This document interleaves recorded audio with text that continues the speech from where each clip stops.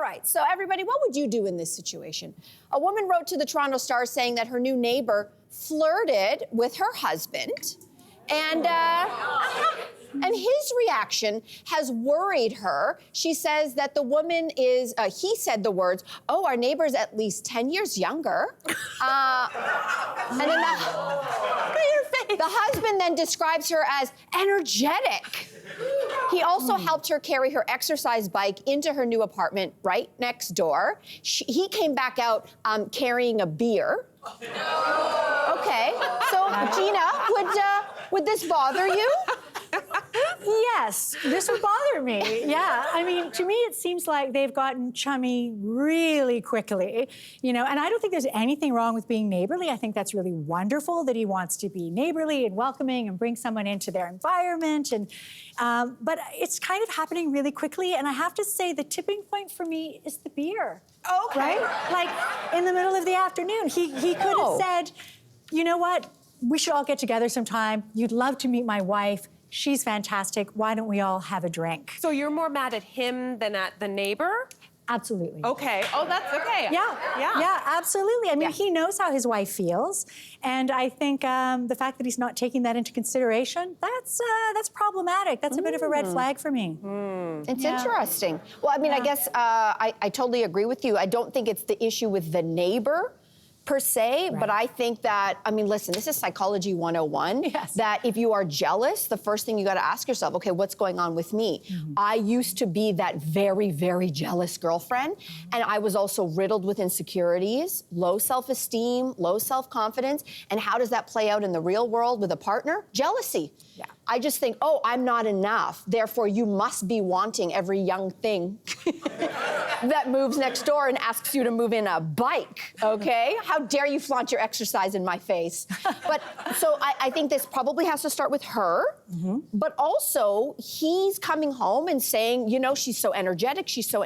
I'm not worried about this first incident. I'm interested to see what happens the next time they run into each other. Yeah. Right. They live in an apartment building, right, too? So it's close quarters. It's not like she lives down the street. Right. The chance of them running into each other in the elevator is a lot. I don't know. I kind of want to know what the woman looks like. Like, I just sort of... And I say that just because... It's a good question. Yeah. Like, I feel like I can imagine a scenario whereby it's like a bouncy blonde in, like, super tight fitness gear, you know, and like, I'm a little bit maybe intimidated, even though that's not Jason's type. I can imagine that sort of a scenario to give grace. But then I can also imagine another scenario where it's like a cute girl who I feel like also is really nice and relatable and like wants to play Dungeons and Dragons with our family and I don't know, something nerdy, and I wouldn't be intimidated by that at all. So I think you have to, you're right. You'd have to check in with your own insecurities and your own kind of barometer to get this. I will just say quickly also, I once had a fitness bike delivered to my house. This was just before the pandemic, and thank goodness I did, because it was about the only exercise I got. And a very handsome man delivered it into our house. And Jason was downstairs, and you're looking at me like, what was going on? He was downstairs, but I was a little bit flirty with this guy, and I did offer him a glass of wine. And I do remember Jason coming upstairs, and we're both standing there talking with a glass of wine. And he's like, what in the heck is going on? But that guy didn't live nearby, so anyway, And you did it right in front of proximity. Jason's face. Yeah. It's the proximity. I mean, I hear what you're saying, like checking yourself and whether or not it's more about you. And it is, in this situation, it would be more about me. I am an only child and I am territorial. And so what this is about is not necessarily my insecurity. I trust Jacek. I just don't like to be disrespected in my own home. Right. And so, yes, 100% of the blame is on the dude, but I would also apply an extra 25% of the blame. Like, if you're seeing a woman, if you're a woman and some dude comes and is very helpful with the bike and whatever, and he's wearing a ring, you know, and I'm new to the building, I'm just gonna pump the brakes a little bit. Right? I'm just gonna pump the brakes on the beer. Right? I'm gonna look at the ring, I'm gonna pump the brakes on the beer, I'm gonna be like, okay, there's somebody at home, I've gotta ride the elevator with her. How would I feel if the situation was reversed? I don't think this is insecurity. If you wanna call it territorialness, go ahead. That is me. That is me saying, there are things that are coded.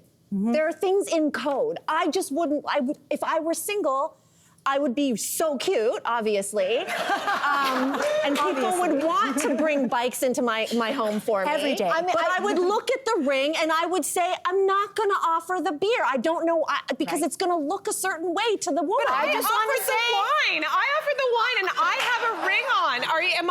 I did. I'm just saying it sounds like You you're put it letting out Jacek there. off the hook. I'm just saying. I said 100% of the blame. Okay. I said 100% of the blame, and then an extra 25, a bonus 25 for the Bonus person who was 25. like, here's I'll the take beer. 25. Yeah. Okay. Thanks for watching. We've got lots more discussion and debates on everything from food and fashion to pop culture and current events. Don't forget to click like and subscribe.